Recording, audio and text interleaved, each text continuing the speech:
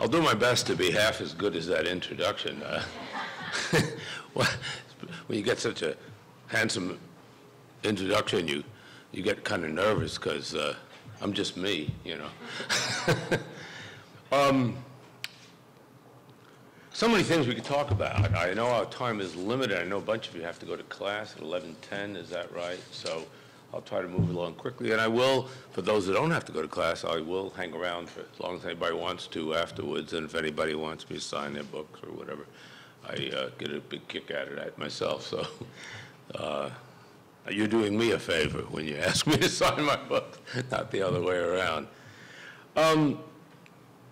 Well, I was asked to primarily speak about the George Washington Bridge because it just came out. And by the way, I think I'll pass around a couple of photographs from a part of the book that I'm going to read to you later on, which is the story of my climbing to the top of the bridge, improbable as that may seem. So I'll just pass these around. These were taken by the cops who were ahead of me on the cable as we climbed up the bridge. Whoever has it at the end, if you'd let me have it back, I appreciate it. So maybe those pictures will get around the room by the time I do read about that crazy adventure. It's interesting, too, because one of my great interests is urban adventure, what I call urban adventure. I think most people who know me think of me as the pioneer of urban adventure. I'm not sure I was that, but one of my books, Snowshoeing Through Sewers, is the stories of a series of 10 stories of my adventures, such as walking across New Jersey and canoeing around Manhattan and crossing New Jersey's only county, which goes from sea to shining sea, from the Delaware to the Atlantic, which is Burlington County, crossing Burlington.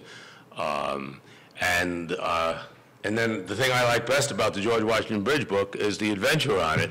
It's a very personal book. I mean, it's about the bridge, but it's also about my own relationship with the bridge. The last chapter is called The GWB and Me. One thing that both Looking for America on the New Jersey Turnpike, you may recognize Paul Simon's song, America, in that title. In fact, the title came to me one day when riding along and America came on, and when he got to the line, counting the cars on the New Jersey Turnpike, they all came to look for America. I said, that's it, that's the title. It was one of those light going on things.